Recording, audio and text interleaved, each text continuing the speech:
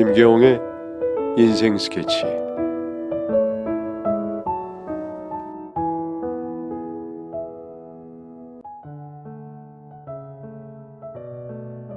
각자의 미래를 위해 열심히 사는 사람들이 쉴 새 없이 오가는 곳이 바로 편의점이었습니다.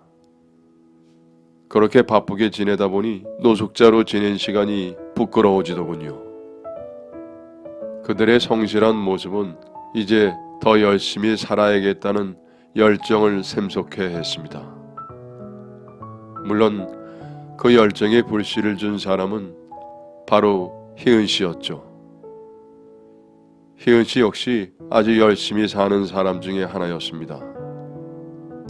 그녀는 아침이 되면 저와 교대를 했는데 항상 밝은 얼굴로 출근을 해서 간밤에 별일이 없었는지를 물으며 하루를 시작했습니다. 어제는 무슨 일 없었나요? 네, 아무 일도 없었어요. 밤에 선생님이 계셔서 그런지 야간에 술 취한 사람이 주사 부리는 일이 없어졌어요. 그런 사람도 있었어요? 전 한 번도 못 봤는데요. 다들 자기 물건만 사고 조용히 나가시던데. 젊은 애들이 있으면 가끔 해코지하는 사람들 많이 있어요. 특히 여자애들이 야간에 편의점에서 아르바이트를 하면 더 심하고요. 희은 씨는 제가 야간에 일을 하니 든든하다 했습니다. 늘 야간에 일하는 사람들에게 무슨 일이 생기지 않을까 걱정을 많이 했는데 이제는 걱정할 필요가 없다고요. 저는 그 이야기를 듣고 희은 씨에게 뭔가 도움이 되는 게 있다는 생각에 뿌듯하기까지 했습니다. 게다가 그녀는 저에게 너무나 고맙다며 시급보다 많은 월급을 챙겨주곤 했습니다. 그렇게 편의점 아르바이트를 하는 건 참 좋았지만 언제까지 아르바이트만 하고 살 수는 없었죠. 그래서 저는 퇴근 후 쉼터에서 운영하는 여러 가지 직업 교육을 듣게 되었고 도배사에 도전을 했습니다. 일정 기간 동안 성실하게 교육도 받고 실습도 나가면서 일을 익혔죠. 여전히 다리는 저렇지만 도배하는 데는 큰 지장이 없었습니다. 그렇게 한동안 열심히 노력한 저는 드디어 도배사 자격증을 손에 쥐었고 기관에서 소개해준 곳에 취직도 할 수 있었습니다. 제 소식을 들은 시은 씨는 그 누구보다 기뻐하더군요. 너무 축하드려요. 자격증에 취직까지 하셨다니 제가 기분이 다 좋네요. 감사합니다. 이게 다 희은 씨 덕분이에요. 아니에요. 열의가 있으셨기 때문에 제가 도와드릴 수 있었던 거죠. 정말 너무나 고마워요, 희은 씨. 아유, 그런데 저는 좀 아쉽네요. 이제 편의점 알바는 못 하실 것 아니에요. 아무래도 낮에 일을 하면은 야간 아르바이트는 그만둬야 할 것 같아요.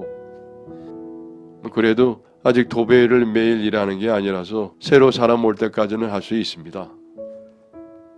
그렇게 후임자를 구할 때까지는 일이 없는 날은 제가 야간 일을 하고 제가 못 나오는 날에는 희은 씨가 편의점을 지켰습니다. 사실 저도 돈 버는 게 중요했거든요. 직업도 구했으니 이제 제 목표는 노숙자 쉼터에서 나와 살 수 있는 공간을 마련하는 것이었죠. 혼자 살 집이면 되니 작은 원룸 정도면 충분했지만 주머니에 한 푼도 없는 빈털터리였던 저에게는 제법 큰 금액이라 조금이라도 더 일을 하고 싶은 마음도 있었습니다. 그 후로 편의점 야간 알바를 그만두지는 못했어요. 아르바이트가 다들 그렇겠지만 후임자를 구한다고 해도 얼마 못 가서 그만두더군요. 그러다 보니 저는 일주일에 2, 3일은 편의점 알바를 병행하게 된 거죠. 그래도 희은 씨가 시간 조절을 잘 해줘서 힘들지 않게 할 수 있었습니다. 그렇게 두 잡을 뛰며 열심히 살던 어느 날 도배를 마치고 편의점 야간에 가봤더니 누군가 희은 씨를 괴롭히고 있더군요. 아니, 이게 2,000원이라고? 다른 데서는 1,500원이야. 지금 나한테 바가지 씌우는 거 모를 것 같아? 어르신, 편의점은 다 정가제예요. 이 물건 앞에 가격표에 2,000원이라고 붙어 있어요.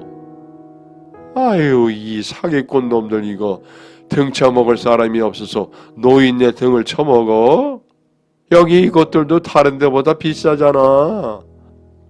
웬 술에 취한 할아버지가 희은 씨에게 가격이 왜 이렇게 비싸냐고 억지를 쓰고 있었습니다.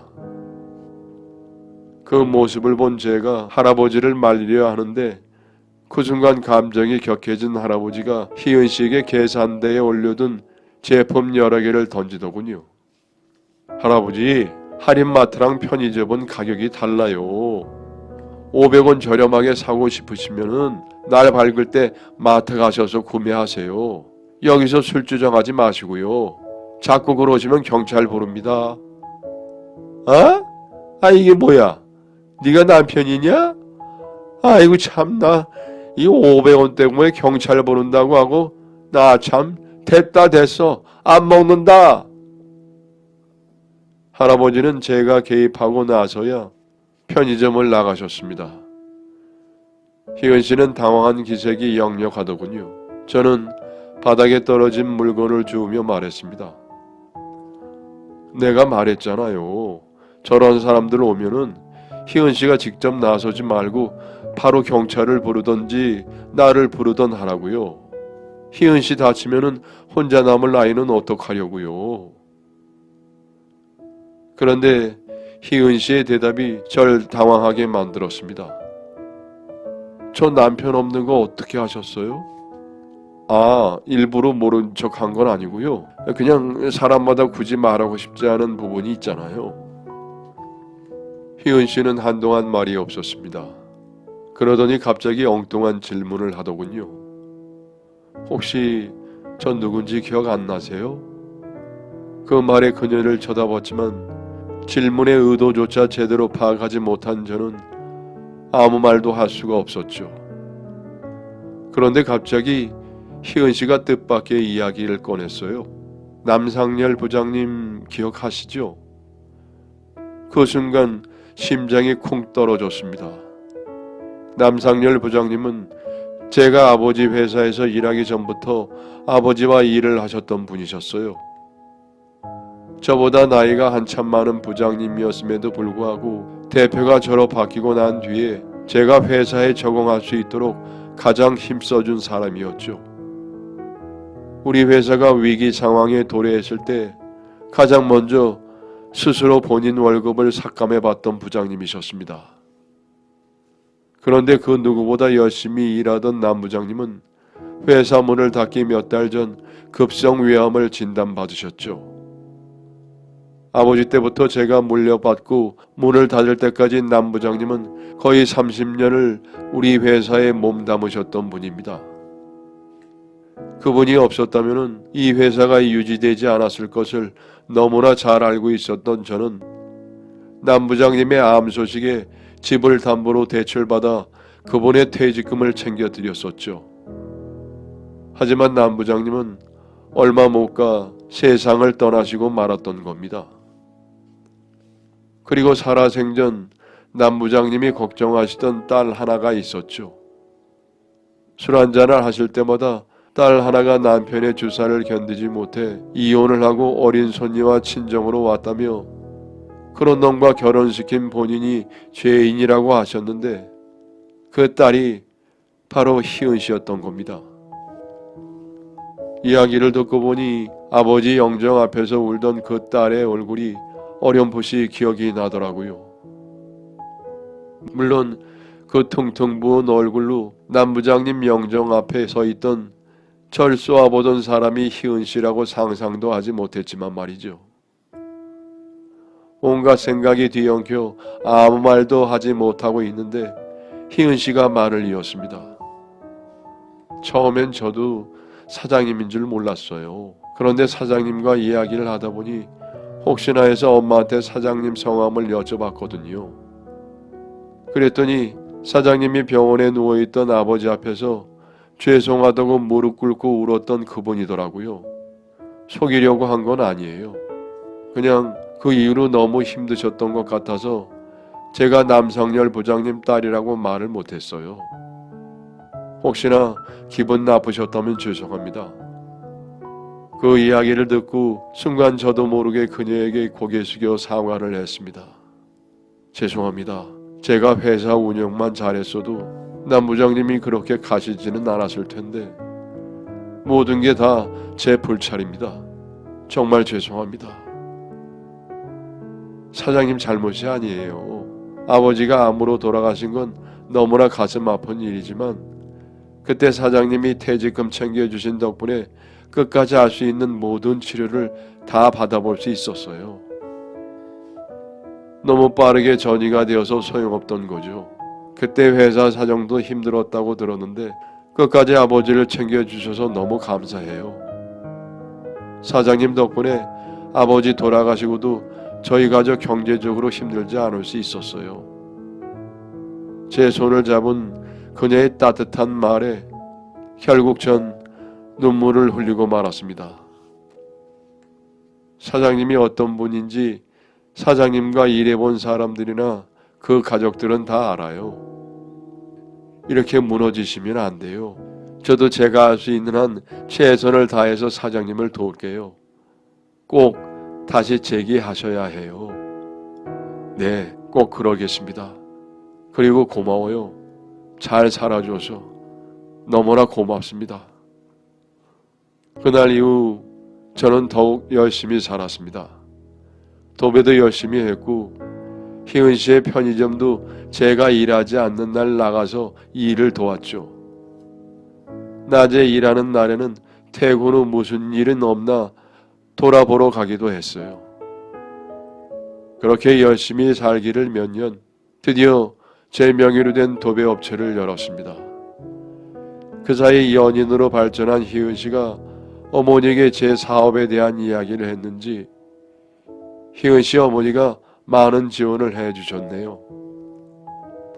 아무래도 사람과 일을 해야 하는 업종이다 보니 저와 아버지같이 사람 귀하게 여기는 사람이라면 꼭 성공할 거라며 옆에서 응원도 정말 많이 해주셨습니다. 그리고 작년 우리는 결혼을 했고 현재 희은 씨의 딸과 함께 도란도란 살고 있습니다.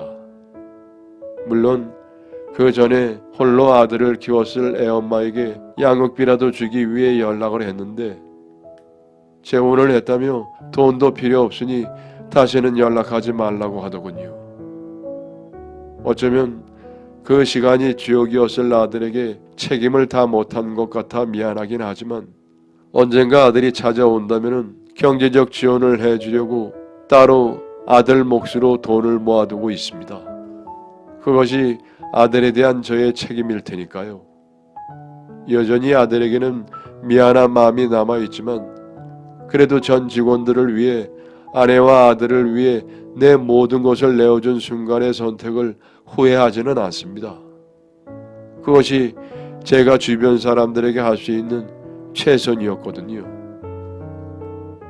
자신의 잘못을 다른 사람에게 떠넘기기도 하고 본인의 이익을 위해서 주변 사람을 이용하는 사람들도 있지만 세상에는 자기 몫의 일을 묵묵히 해나가는 사람이 더 많지 않을까 싶습니다.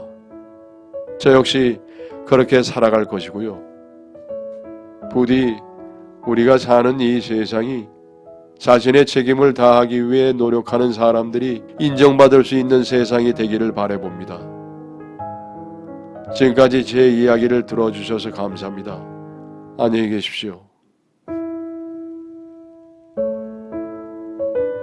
여러분의 사연을 기다리고 있습니다. 내용은 제한이 없고요. 구독과 좋아요는 저에게 큰 힘이 됩니다.